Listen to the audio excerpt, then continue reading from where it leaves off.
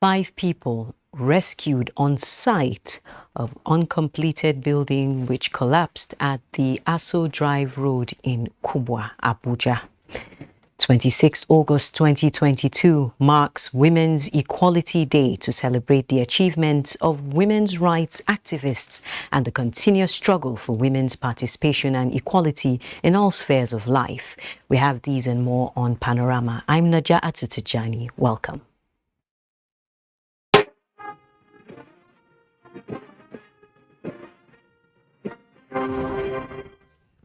Five people have been rescued at the site of an uncompleted building which collapsed at the Aso Drive Road in Kubwa, Abuja, at about 11 p.m. Thursday night. Eyewitness accounts say an unspecified number of commercial motorcyclists illegally occupy the uncompleted building. Security agencies are on ground at the site and rescue efforts are ongoing for people to be recovered from under the rubble. Two, the security man and his friend. At this stage now, I cannot preempt the cause of this, but it has to be deeply investigated. But obviously, from what I'm seeing preliminary, it's like there's use of substandard materials. I opened my window and there was dust everywhere. We saw dust. So I now came out with my family only to see that this building had collapsed. But me, myself, I wasn't surprised because the kind of construction that is going on here, I know that the building will collapse one day. Rescued have been conveyed to nearby hospitals. Adjoining buildings beside the collapsed structure are said to be affected. President Muhammadu Buhari has reaffirmed Nigeria's preparedness to build a strong bilateral partnership and cooperation with well-intentioned organizations towards the manufacture of items critical to the nation's health security. The president stated this while granting audience to the executive chairman of Kenneth Foundation, Mr. Horm Keller, and representatives of BioNTech, the mRNA vaccine patent holder in Africa. State House correspondent Adamu Sambu reports. The executive officials of Kenneth Foundation and BioNTech are in Nigeria on exploratory visit to assess areas of scientific cooperation and collaboration towards supporting the development and manufacture of new vaccines in the country. We are here, Excellency, to learn from you and to explore what opportunities there may be in this domain, and you can rely on us. We will be delighted, and we are delighted to support your good work and your important causes. Our joint aim is to establish research partnerships, so to see how to contribute to vaccine equity and national independence by seeing for a manufacturing scheme that would be suitable for the Nigerian economy and health system. President Muhammadu Buhari was emphatic that Nigeria seriously values the prospects of scientific collaboration with reputable organizations that can pay special attention to the opportunities and potentials in the country. This, he said, is imperative in view of the disconnect Nigeria and other middle-income countries suffered from global public health solutions, especially at the peak of the COVID-19 pandemic. A pull out of the disconnect was the so-called vaccine nationalism that saw wealthy countries or with manufacturing capacity keeping essential commodities like diagnostics, therapeutics, and vaccines and diversification of manufacturing capacity of items critical for public health security. The president said Nigeria, with an estimated population of 214 million as well as an attractive market potential and suitable destination for investment, looks forward to receiving a commitment to expand collaboration towards achieving its goal of developing capacities for research, development, and manufacturing. He described as impressive the numerous possibilities that abound in the mRNA technology. Foundation will find in Nigeria a suitable research and development environment in terms of human resources, expertise, and endemic deadly disease challenges that require research to help to eradicate with new vaccines. Our reputable scientific community has capacity to engage with you meaningfully in all aspects of research and to add value to our joint effort. We believe the mRNA technology will help solve other public health challenges too, especially those peculiar to our tropical environment. President Buhari told his guests that they will also find in Nigeria a long tradition in vaccine manufacturing and laboratories for microbiological research, biosafety level 3 labs, and a vibrant health ethics research council. From the State House, Adamu Sambo, NTA News. The need to initiate a collective consultative process to develop a new education sector strategy plan 2023 to 2039 is at the forefront as Vice President Yemi Osinbajo launches the report of the independent evaluation of SDGs 3 and 4 in Nigeria. State House correspondent Chide Onifade reports. With the adoption of the agenda and the SDGs, we have set for ourselves a vision to end extreme poverty and to safeguard our planet by the year 2030. The Vice President says the new education policies must recognize the structural barriers that keep children out of school, such as economic hardship, distance from school, insecurity, and unsafe conditions, as well as social-cultural barriers. Achieving inclusive, sustainable development is an objective that aligns closely with our own government's desire to bring 100 million people out of poverty in 10 years. It is for this reason that the federal government of Nigeria established a number of programs to support the acceleration of the achievements of the SDGs. The report launched noted that education financing is much lower than in other African countries and that transparency around education budgeting spending needs to improve. Findings contained in these strategic evaluations reinforce the evidence for improving health and education outcomes in Nigeria and highlight how all stakeholders, governments, development partners, and civil society can best address systemic gaps and challenges.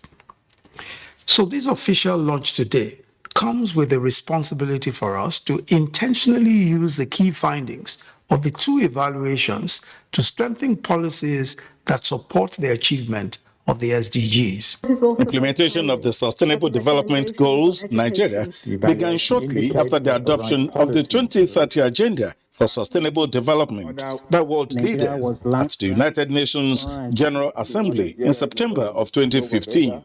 From the banquet hall of the State House, Jide Onifade, NTA News.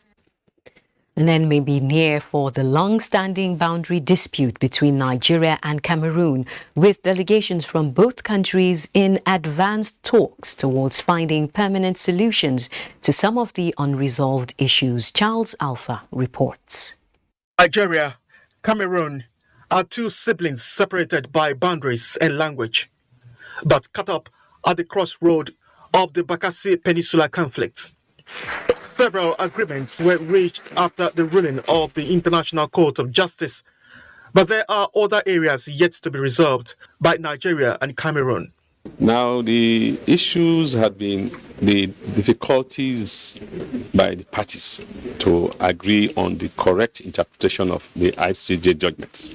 At the 34th session of the Nigerian-Cameroon Mixed Commission holding in Abuja, delegations from both countries are looking for ways to permanently resolve problems in three key areas left unresolved. We directed the subcommission on demarcation, SCD, during the last session to visit and resolve the disagreement in Mabas, Rumsiki, and the Anglo-German Pillar 8. The visits were carried out, and that the issue of Mabas has been wholeheartedly sorted out and resolved. Leader of the Cameroonian delegation, Zoa Michel, and Chairman Mixed Commission, Mahamat Saleh, were thrilled by the positive discussions between the parties and are confident a lasting solution will be reached before its 20th anniversary later this year. Charles, Alpha, and The National Agency for Science and Engineering Infrastructure, NASENI, has promised to work with the National Steel Council to revive the Ajaokuta steel plant. Executive Vice Chairman of NASENI, Professor Mohammed Sani Haruna, made the commitment during the maiden retreat of the Steel Council in Abuja. Mayor Ogidi reports. Ajaokuta Steel Plant, a vast complex, sits on 24,000 hectares of land and cost the federal government in the 80s $8 billion to build. Under this roof lies 43 plants, 40 already completed, from steel mills with complete conveyor belts, furniture, power plants, but the dust tells of decades of disuse. Equipment made in the defunct Soviet Union, a reminder of long-gone empire. I know when and why National Iron Ore Mining Company, Itape, was established and why it has not worked. Between 1982 and 1983, Mohammed Sani Haruna was an electrical maintenance technologist at the Ajaokuta Steel Plant, now a professor and executive vice chairman of NASENI. Here, presenting a paper on iron and steel development for sustainable economic development in Nigeria at the National Steel Council Retreat, Abuja, a presentation that comes with hand of fellowship for the Ajaokuta Steel Project. NASENI, we will seek our board approval to invest in any venture targeted at producing iron and steel products from Nigerian raw materials with private sector and the council.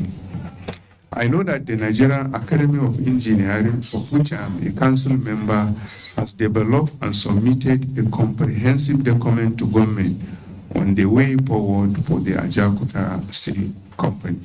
But we need to put it within an articulated, template to make sure that the steel sector is coordinated. Well, let me leave it to it, please. Just a flying visit, the Minister of Mines and Steel told them at the retreat, but not without an assurance again. These guys have hit the ground running and they're doing the work, and I have no doubt that the country will be better for it. A partnership that has rekindled hopes in the manufacturing industry. Mayor Ogede, NTA News. Meanwhile, the National Institute for Policy and Strategic Studies is seeking the collaboration of strategic stakeholders towards delivering on its core mandate as the country strives to improve the standard of citizens. The Director General of the Institute, Professor Ayo Omotayo, was in Abuja to seek ways of realizing the goal. Timothy Yusuf reports. The NIPS delegation, led by its Director General, visited 3 strategic stakeholders in Abuja. First was the Minister of Communications and Digital Economy, where the Institute solicited the support of the ministry in the area of technology. We have so many world-class audiences that if care is not taken in this over, most of them are not being implemented. And this is the major thing we have changed in this ministry. All the policies we have formulated have been implemented. Then to the Ministry of Foreign Affairs, where the need for collaboration in the area of economic and citizens diplomacy took center stage. We want to take your ministry as a critical partner and as a critical stakeholder going forward in the activities of NIPS. The fact that we are not in conflict. There's no country you can say is an enemy of Nigeria today. So we have any, issues with. It's a huge achievement in and of itself because there are not that many countries around the world that can say that. The National Lotteries Trust Fund was the final stop for the team, and discussions were fruitful on various areas of possible collaboration. Timothy Yusuf, NTA News. You're watching News Panorama on the network service of the NTA. Stay tuned for more reports in a moment. The vaccine offers hope for a safe country free of coronavirus. I urge all state governments, traditional and religious leaders to take the lead in the mobilization effort within their environment and spheres of influence. I similarly urge all eligible Nigerians to present themselves and be vaccinated in accordance with the order of priority already mapped out at the various authorized designated centers only.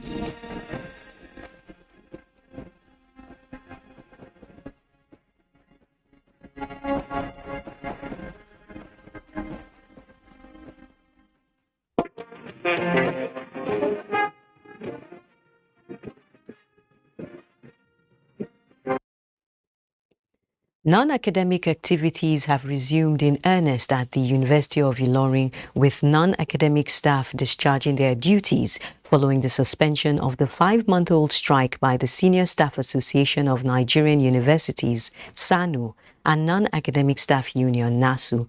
Kehinde Omolosho reports that staff are in high spirits and hopeful that the federal government will approve their requests within the 2 months it promised the unions. Excitement and zeal were the first things I observed on my arrival at the University of Ilorin, which has been a shadow of its former self as a result of both academic and non-academic union strike for over 6 months. While some embraced one another after a long time of not seeing, some others were at their various duty posts to set the ball rolling and make up for the backlog of work.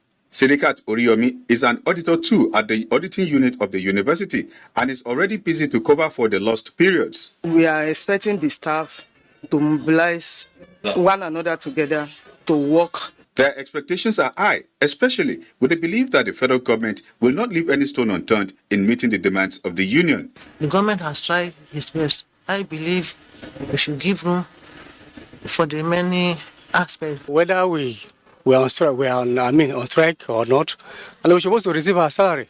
Once they have promised us to, we are expecting. The suspension of the strike for 2 months is to give government ample time to study and find a lasting solution to the issues affecting both SANU and NASU members across all federal universities in Nigeria. About 8 to 10 demands that we have tabled before the government, that have been signed, that have been agreed.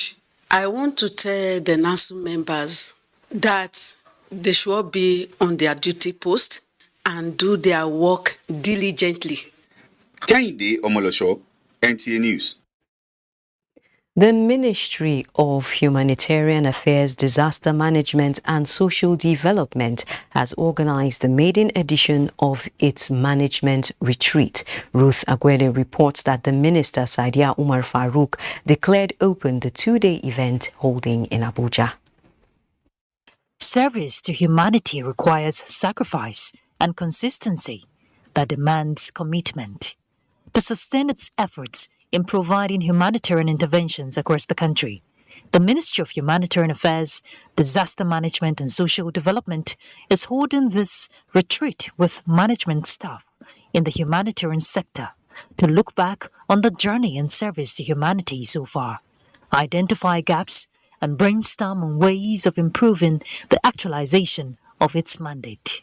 It is estimated that about 7.1 million people are in need of humanitarian assistance in the Northeast region alone, while a total of about 1.8 million are internally displaced. So in addressing this situation, the ministry has developed policies and plans that positively impact the victims of this crisis and alleviate their suffering conditions in line with the vision and commitment of His Excellency President Muhammad Buhari's administration. However, the management and staff are not resting on their oars because of the collective resolve to ensure total eradication of poverty and improve living standards of Nigerians.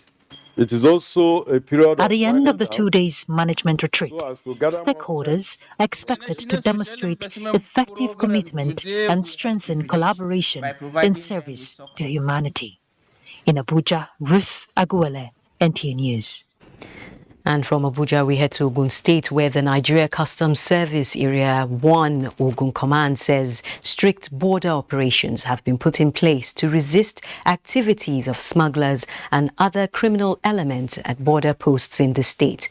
Addressing newsmen at the command's headquarters in Idiroko, Ogun State, the area controller Bamidele Makinde disclosed that smuggled goods worth 311 million naira were seized in July.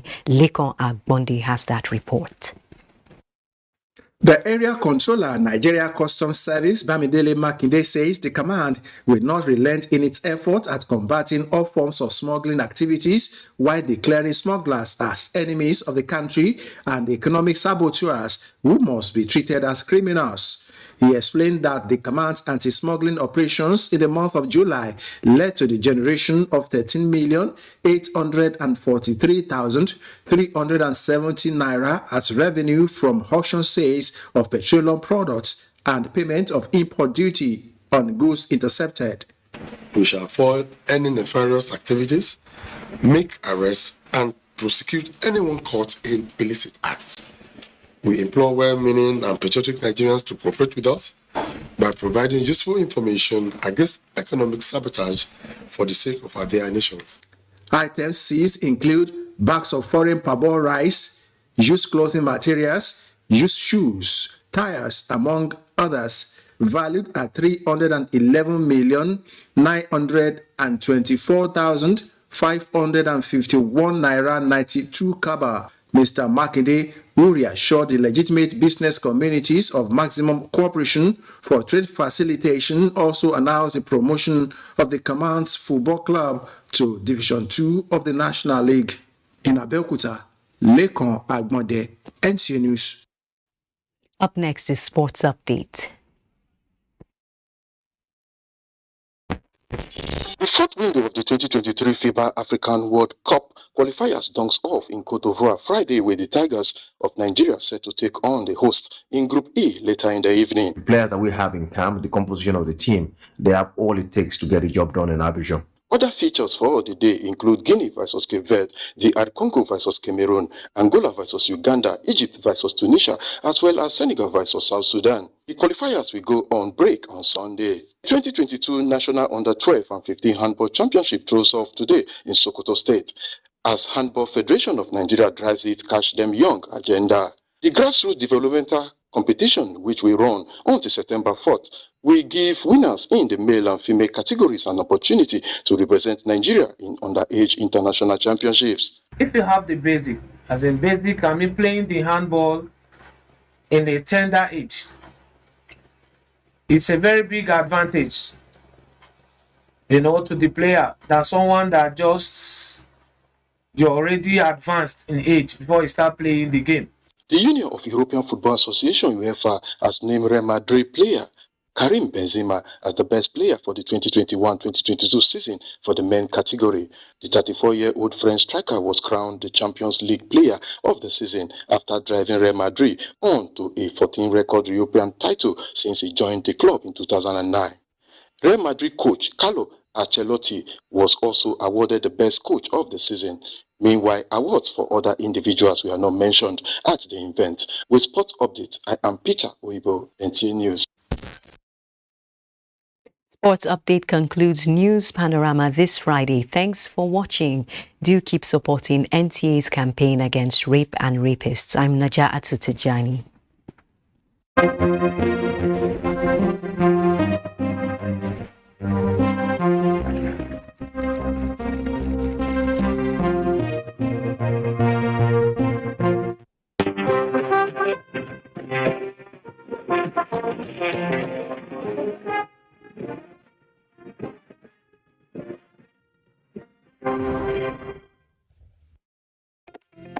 Although social media as a channel of communication is inherently harmless, it becomes harmful and damaging when used without discretion and thoughtfulness.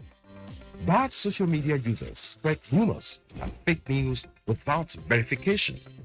But good social media users stop, reflect, and verify information before sharing it. Be a good social media user. Stop the spread of fake news. Verify the authenticity of your source and use social media responsibly for a better Nigeria. This message is brought to you by the Nigerian Television Authority, NTA, in collaboration with the National Orientation Agency.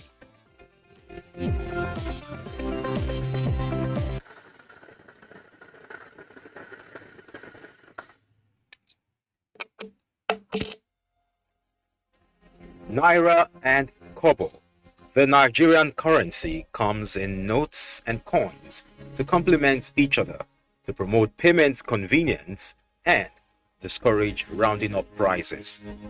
According to a 2022 Independent online article, coins are usually issued across world economies to ensure a balance in the currency structure and units of accounts and ease transactions.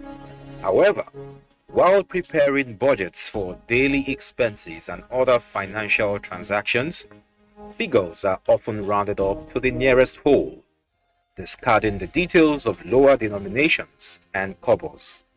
After the point of payment, after a shopping transaction, many customers would opt for sweets, candies, or biscuits rather than accept lower denominations as change. While in other cases, dealings in coins are not available or acceptable. Wait till you come out first. Wait till it's my job money now. No, madam. You can't get it now. Madam, please. No, wait till I take and do. Alright, you can't go back. Why do you use it now? But you see, you can't take now. Madam, they use that. Alright, go friend. But the money I get. So if I come to this house, it's alright. Yes, now. Many Nigerians view the handling of coins as demeaning and meant to be given as alms rather than kept for personal use. These attitudes lead to increased preference for higher denominations and crowding out of lower denominations of notes and coins.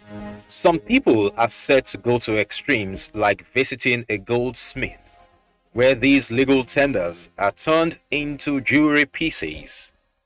In 2007, the Central Bank of Nigeria redesigned the coin series 50 kobo, 1 naira, and introduced 2 naira coins along with lower denominations of the banknotes, that is the 5 naira, the 10 naira, 20 naira, and 50 naira. It included reducing the weight and size of the previous coin types and addressing the problem of rounding up prices.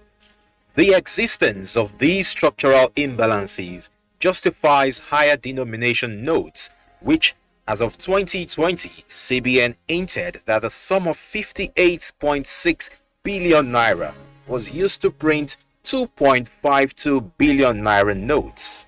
The speed of circulation of these notes was very high and, consequently, gets dirty or faded quickly, which resulted in a high replacement rate, unlike the coins that can stay in circulation for as long as 30 or 50 years.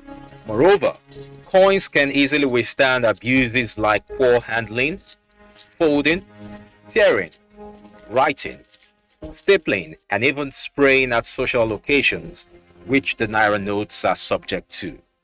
Now,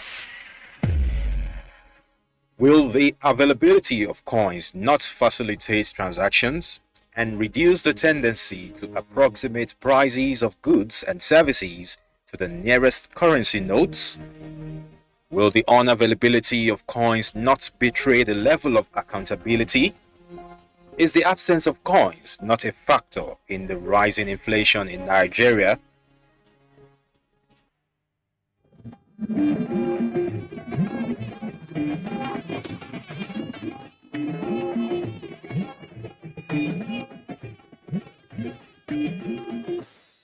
is the network service of the NTA. Sheer adventurism is driving me to go deep into the Onyama mine. It is the biggest coal mine in the whole of. Well, the coronation of the Leone is a watershed in the history of the Yoruba land generally, and even in particular. Because they have a leader now.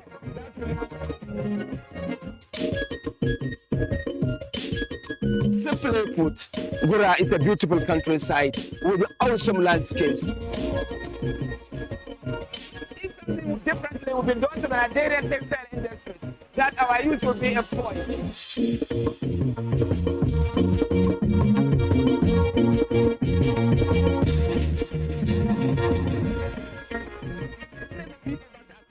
Yeah, I can tell you. Service in only a roadside is we are taking a canoe tour of the communities on the banks of River Niger in Getso. If Zaria, the ancient city of Dado, were a paperback, it would have been a thriller, a bestseller. If it were a movie, it would be there with the Citizen Kane. The background and the storylines may differ, but they are no less compelling. Zaria is a place of memory, one of the most influential cities in Nigeria. It ages across generations of Nigerian diversity by the sheer power of the difference it brings.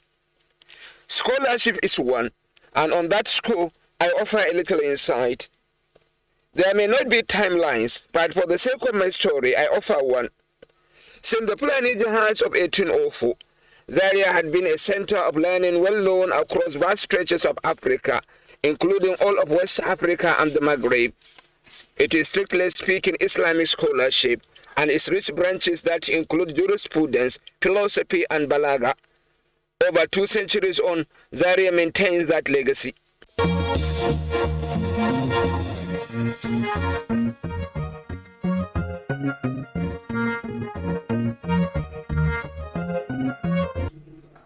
Zaria is also home to extensive modern school system, cutting across various endeavors. Perhaps no community in Nigeria is that school's reach. This may be a function of its strategic location at the gateway to Hausa states. It may have also benefited from its geographically central position in the composition of the defunct northern region. But Zaria is the home of schools, and that explains partly why it is in the memory of Nigerian diversity.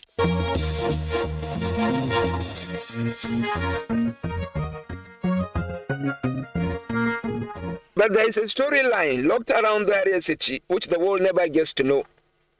Zaria is a traditional society with the centuries of history around it. It is definitely one of the best known cities in Nigeria with a defined way of life reflective of its heritage. It is a major urban center today, born out of scholarship and accommodation. But the core area outlined at Zaria city had been impervious to the dramatic changes that are taking place in its backyard. Zaria city remains traditional despite a blooming flower spreading its scent across the ancient township and beyond. For over 50 years of my life, I have known Zaria city. My mother's younger sister married here. So for all that years, I have been keeping tab of what is happening around this area. Around all that years, from all that years, Zaria city never changes to me. It has always been the same. The streets, the people, the areas. Yes, I don't know whether that is a function of the people or the function of the environment. But then, in the last 1 year or so, I am seeing some changes that are taking place in the area. Not only in the physical environment, but also in the way things are done at the societal level. What is happening to Zaria city? Zaria city never fails to amaze me. It will amaze you too. This is a most powerful kingdom with extensive controlling areas that at one point spread as far a place as Anguldi in present-day Plateau. The traditional institution is as powerful as ever and commands respect and human memory. It is a measure of the reverence and impact traditional institutions have on the people of the area that major historical and social events are remembered more by the reference to the reigning kings of the time. I arrived at the area on a Friday, and I had a chance to capture the Emir arrive at the mosque as the Amir and his rich following on tour.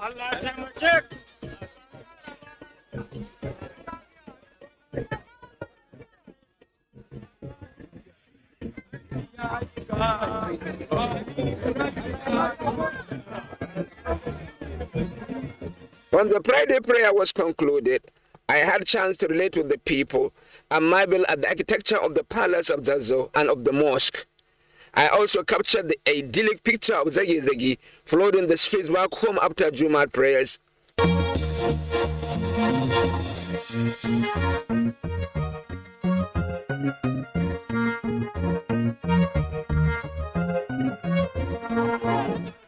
Royalty can be glorious. I took to the inner palace of Zazzau and captured the images of the Emir receiving homage and kind prayers from his subjects. The goodwill is overwhelming and apparently out of genuine love of their king. On the background are court musicians who ecstatically sustain the celebratory spirit. Their presence is a reinforcement of the rich cultural heritage of Northern royalty and a classic of Northern Emir's court. It is a royal work of art and a rarity on television screens.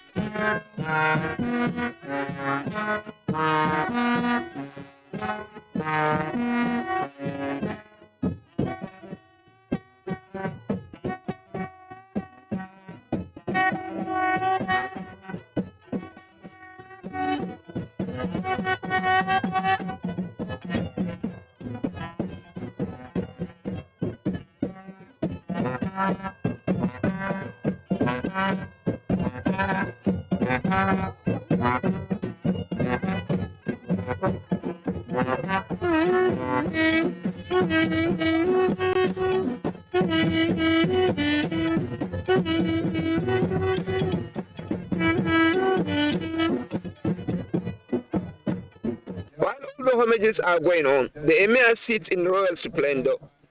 Groups come and go, and wave and wave of subjects arrive to felicitate with the Emir.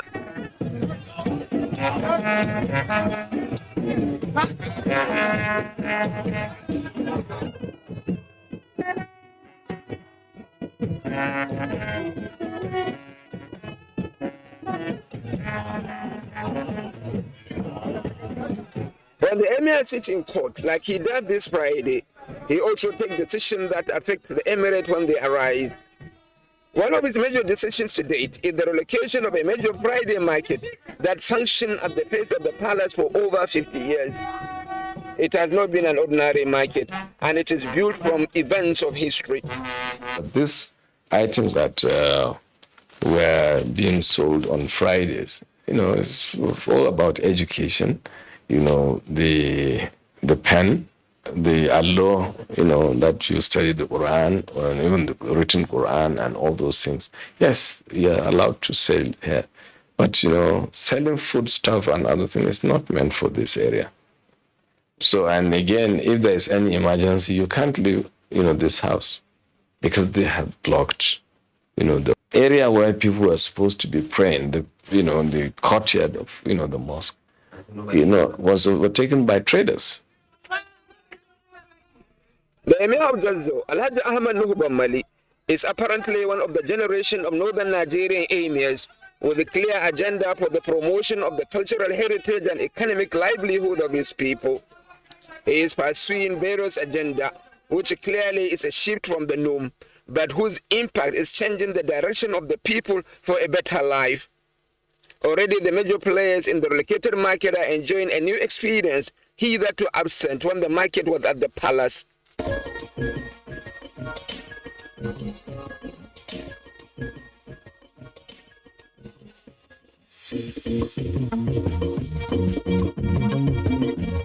One of the major casualties of the cultural and economic changes that are taking place in Zaria is actually this market, Kasor Amaru. Now, this place is not called Kasor Amaru. It is actually right there at the palace of Zazzau. It has been there for over 50 years. But when the changes are coming on, when places which resisted change for hundreds of years are now changing due to the changing times, this market is equally affected. It left the palace and now it is situated some 3 kilometers away inside the city in Amaru. And that is the reason why they call it Kasuar Amaru. I have a special liking for this market because it is not your regular market. It is a commodity market with bias to what a traditional Hausa community go for in the day-to-day running of their lives. Crucially, it is rich in agricultural implements. The area is an agricultural society and have not developed the modern farming technology so much in their agriculture. The local community from the villages who come to the market Fridays for prayers find the market handy for their families in implements, and there is variety reflective of needs. The farm implement has a special space for its gallery. On another section, there is a gallery for slates. Slates are like books for writing. It has a rich culture in Islamic learning across all of Muslim North. Yes, context room modernity has brought changes in the Islamic school system in the North. Books take over slates, and classroom take over Sangaya. But the area has maintained its rich heritage of Islamic learning with the aid of slates on a large scale. It in part explains a deep-rooted commitment to old ways in many issues of cultural heritage. This market reminds me in particular of my growth in the rural North. Many things that I really forgot they exist, I found them in the market again. Its relocation, far from being a sad event and evoking nostalgic sentiments, is hailed and appreciated across all parties in the market. It is a thing to do in a restricted area. Then elders, with their power of insight, felt that you can do better in a more liberal space. That's why they bring us here. Our market is better now. Our traders tripled their sales. More people come to the market now, and what we don't used to sell at the other market, we have it here now. We still long to appreciate the rare commodities in this market. Eventually, we were forced out by rains and poor light. The market was retiring.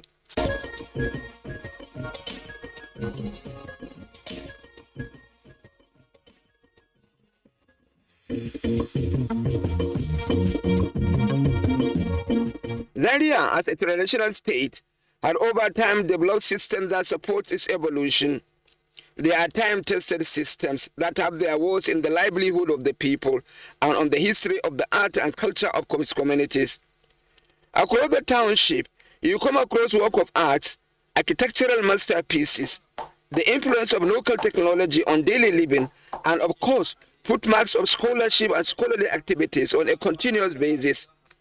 Their trajectory may have originality with the turn of 19th century or even beyond, but they still remain an inexhaustible resource which the people wholly fall back on.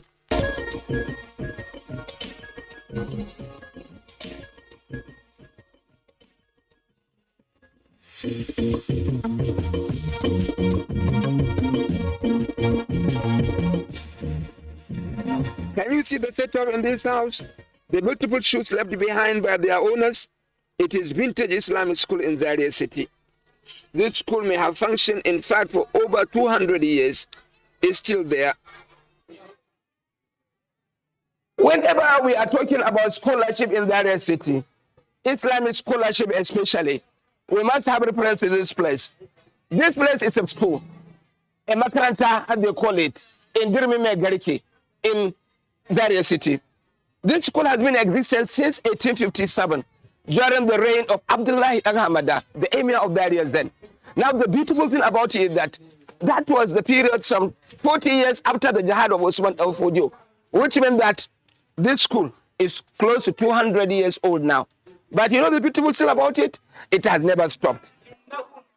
It is common to see this kind of school system across all Nigerian Northwest mainly and part of Northeast. This one at Tilumum Megariki has its flag flying for centuries. There is hardly a child or a man here who had not taken or drunk from this school. It teaches Quranic recitation and recognition and writing of Arabic letters, and such rudiments of religious knowledge a child requires at his childhood to observe the teachings of Islam. It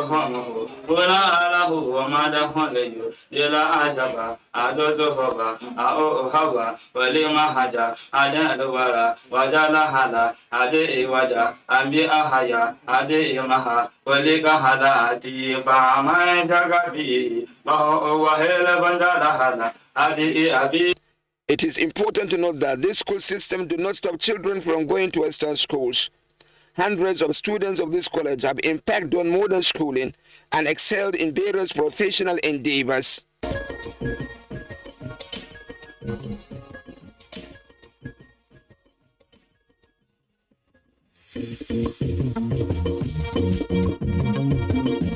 I stand to be corrected, but I often feel one major defect of modern school system in Nigeria is its failure to mainstream Islamic scholarship from the township as a source of employable knowledge. The universities and the polytechnics must endorse before knowledge is recognized.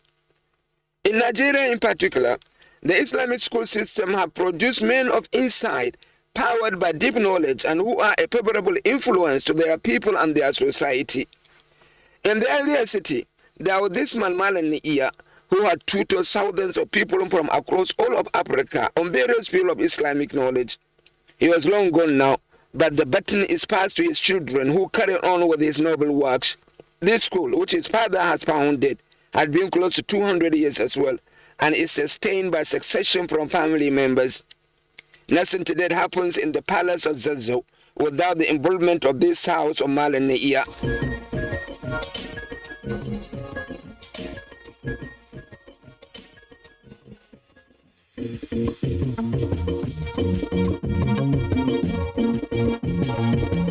The people of the area pride themselves with the two architectural masterpieces executed by a builder saint. Both works are in a mosque. They are the same but at different locations. We start with this mosque at Ongwar Madami. This area may look quiet and deserted, but it has a long history.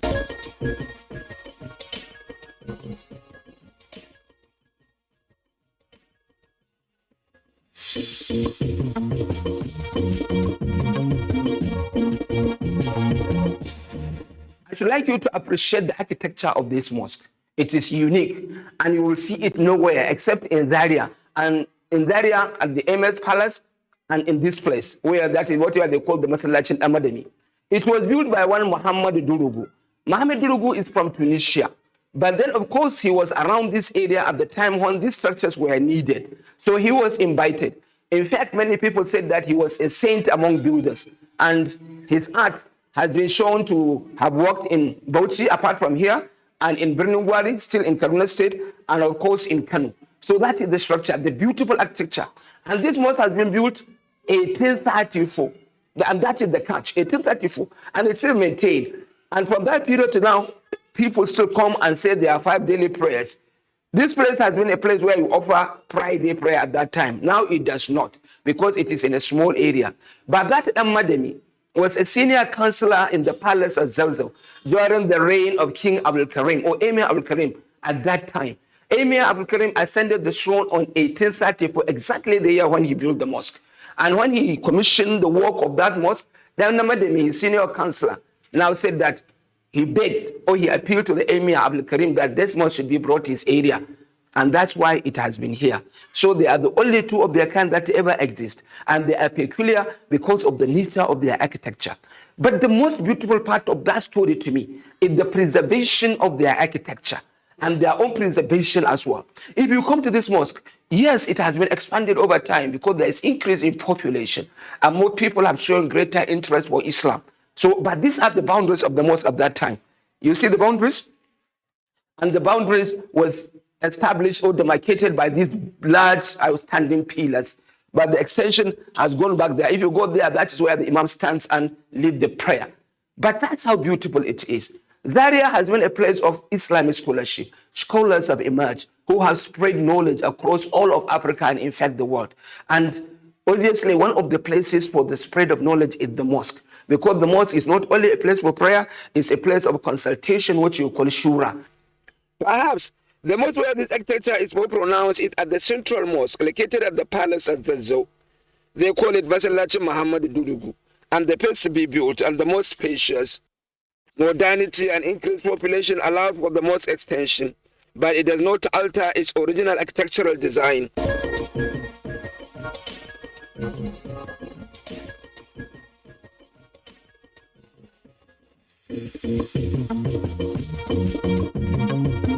Unlike Masallacin Dan Madami, this one holds Friday prayers and 5 daily prayers.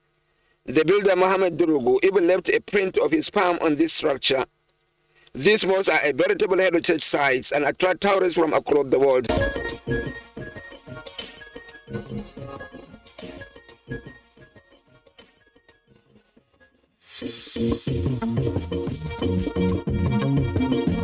Like many northern townships with ancient heritages, there still is home to traditional method of making clothes neater and stronger by hammering them.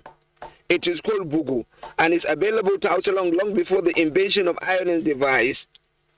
In Limanchin Iya and Limanchin Kona, this method is livelihood. For generations, it is what they do occupationally. The occupation is prior identified with the elderly people only. Young men have taken the endeavor now, and it has always been life-sustaining.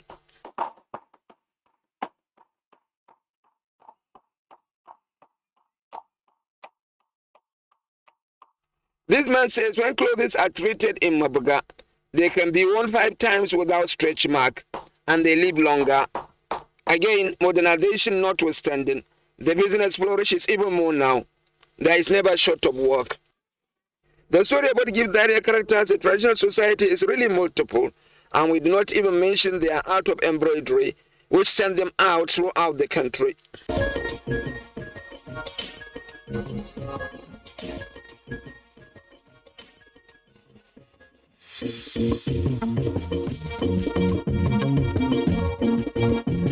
One thing unique about Daria again is its accommodation. Nigerian diversity finds accommodation in Daria city. So much it is even difficult to make out the so-called settler and a person whose parentage is inherently there. I in particular visited the house of Alhaji Bellengima, a leading Yoruba figure from Oshogbo, who from childhood lived all his life in Zaria and died there. I am at Bakin Kalshua now, and I have come to a very, very famous house of a Yoruba person who settled in Zaria for over 150 years. And now he has all his families, his grandchildren, everybody in Zaria. They never go out, and they have been doing their life peacefully. I can't remember whether they can speak Yoruba now, but Bellengima, as is popularly known, is a popular Yoruba settler here, who is no longer a settler. In fact, his house now is bearing the title of Gidan Serikin Yarabawa, and they bear the title of Serikin Yarabawa, which means he is the head of the Yoruba community in Zaria. That is the story of it. So, I am with his family now, and in fact, this is one of his 4 wives. Before I go, Bellengima, before he died, has given birth to over 34 children. Of that 34 children has never gone back to Ogbomoso, where he originated from. They have all been here. Yes, a number of them have died, but many of them have married outside the state. But then, the house is still there, and they are the people of the Serikin Yarabawa of Zezo. This is one of his 4 wives. Hajja Fatima. Zaman Hausa, zaman cikin Hausawa da ƙasar Zaria. Yaya labarin zaman yake lafiya da ke da mai gidanki da yaran ku gaba ɗaya? Muna nan lafiya da yara lafiya. Wanda yake so ya yi yawon ne abun banza zan kira su. Well, the interesting story Hajja Fatima is telling me is that one of the children of Bellengima is now the Serikin Yarabawa of Zazzau Emirate. In fact, anything that concerns not only the Yorubas, but generally everybody in the Zazzau Emirate, he is involved. He has not stayed with them, but he is around the area continually. And that they have been staying peacefully. And that is a reflection of the accommodation of Zazzau. And that is the reflection of how the area take everybody to be. And that is how beautiful it is. Because you can see they are not only living peacefully, but they are also being integrated into the political and economic system of the state generally. The story we are telling is that despite the nobility of the area and its population and estimation in the eyes of the world, it never ever looked beyond a glorified local government area. The people of the area never wanted anything to change the way things are to them. It happens, however, that nothing continues to be static forever, no matter the power of resistance. They are now blessed with an emir who thinks in a modern way and wants changes to come to his people. Under the last regime here, I directly served as second most senior member of the royal family as Magajingari for 20 years. And again, I was in an acting capacity for 19 years, before my father passed on. So technically, I can say I have directly and indirectly served, this emirate for 39 out of the 45 years of the late emir. So I know the areas that require some improvement, and I know the areas that require some kind of renovation in terms of physical infrastructure. And I know the areas that we have to have a clear paradigm shift, from the past, so that at least we can be part of the contemporary world. And so with all these, reasons and pedigree, I believe I know what I want. It happens as well that Zaria city is today crisscrossed with township roads around its entire stretches. The roads are open in the town to more visitors and more economic activities. It renews the township and allows for free flow of traffic too. It is a luxury they never had in their over 300 years of written history.